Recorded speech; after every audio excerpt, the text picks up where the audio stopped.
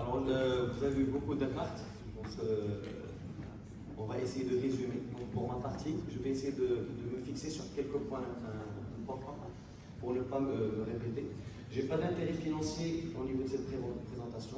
Donc, vous savez tous que le mapping épithélial, c'est un avancement très important en imagerie cornéenne, en chirurgie réfractive, en kératocone.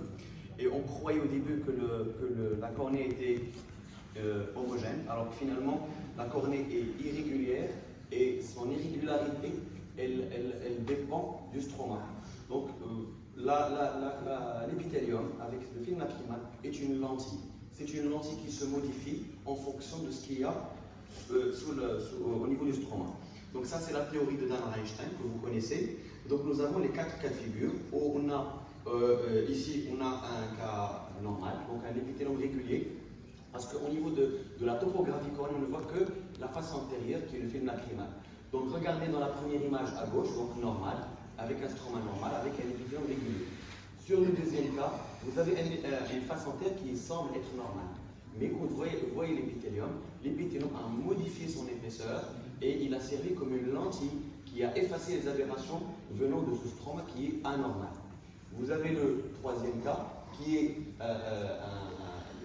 voilà, ça fait un kératocone évident. Le troisième cas, c'est une face antérieure normale et un mapping anormal.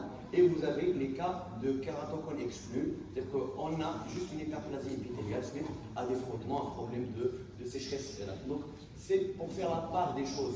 Parfois, nous avons des cas où on a un doute et on n'opère pas le patient. Donc, c'est le dernier cas, et on peut rectifier le tiers avec le mapping. Et nous avons des cas où la topographie semble normale, mais attention, c'est un kératocone sous-jacent. Donc, vous allez voir le comportement de l'épithélium. Il va s'amincir au niveau du sommet et il va s'épaissir autour. Donc, l'objectif, c'est de créer une lentille qui va avoir des aberrations qui sont les inverses de l'aberration du stroma pour réduire.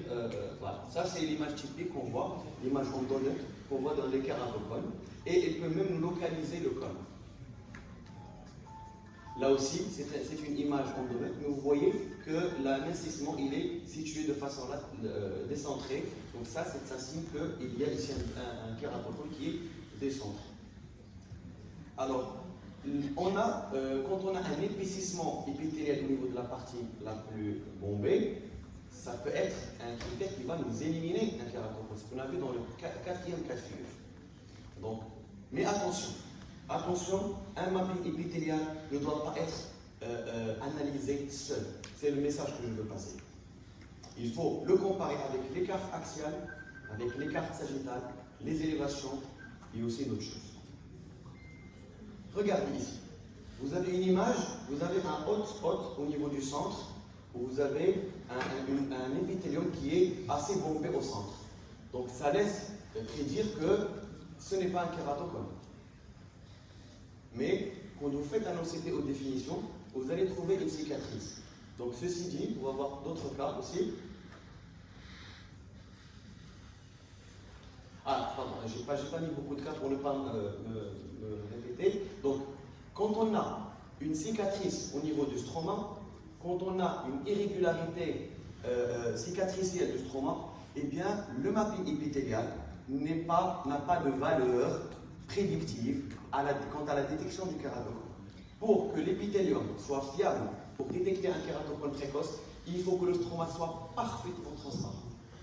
C'est pour cela qu'on doit analyser l'amincissement, l'épaississement, les valeurs, donc on va trouver, mais surtout la forme. Ce n'est pas les valeurs qui sont importantes, c'est surtout la forme du mapping épithélial et la localisation de l'amincissement par rapport au reste.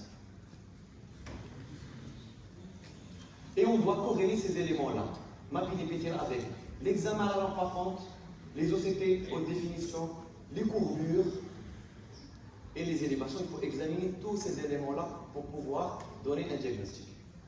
Ça, c'est un article qu'on vient de publier sur European Journal of Ophthalmology.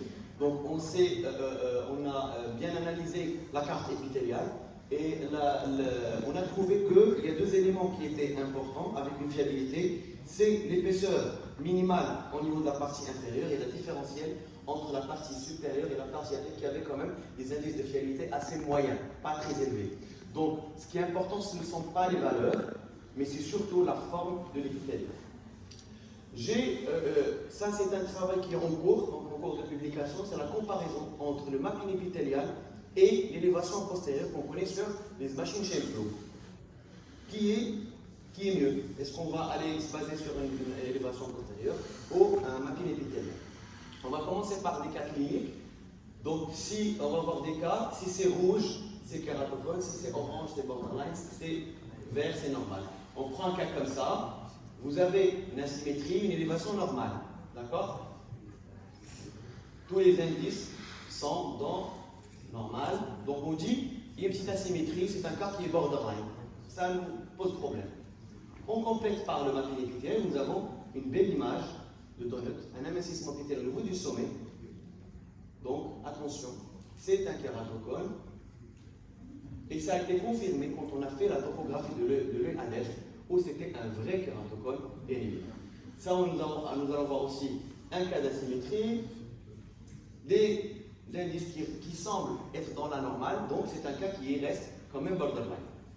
Quand on fait le mapping épithélial, eh bien, on trouve des images d'investissement au niveau de la partie la plus bombée qui nous renvoient dans la case du rouge et donc dans quelque chose d'anormal.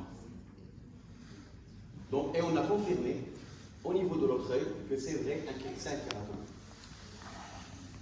Donc là aussi c'est un autre cas, asymétrie, borderline, et le mapping épithélial, donc, et la tangentielle, donc il confirme au niveau de la partie la plus bombée qu'il y a un amincissement, donc ça va dans le sens du kératome. Un autre cas, où on a borderline, donc même chose. Et le dernier cas, asymétrie. Donc là, ici, nous avons une asymétrie avec des indices qui sont anormaux. Donc borderline, toujours limite. Mais nous avons un épaississement au niveau de la partie la plus bombée. Donc, qui va dans le vert. Donc le mapping épithélial, bien sûr, à condition que le stroma soit parfaitement transparent, confirmé à la lampe parfumée, confirmé avec haute définition, vous pouvez lui faire confiance pour éliminer un kératocone. Donc, ce qu'on est en train de présenter, c'est voilà, ces images-là. Et je voudrais mettre le point sur cet élément-là. Donc, ça, nous avons une élévation postérieure qui est normale, mais un mapping épithélial anormal. Donc, y croire. Donc, la théorie, c'est que quand on a un kératocone très débutant, eh bien, les élévations postérieures se font par rapport à une surface de référence. Et quand le kératocone est très débutant, eh bien, elles sont dans la range normale dans les élévations, mais l'épithélium confirme le kératocone. Donc, voilà, je passe rapidement ces diapositives. Et on conclut que finalement, le mapping épithélial, quand le stroma est parfaitement transparent, il a une supériorité par rapport à l'élévation postérieure qu'on a sur la caméra chez nous. Je vous remercie.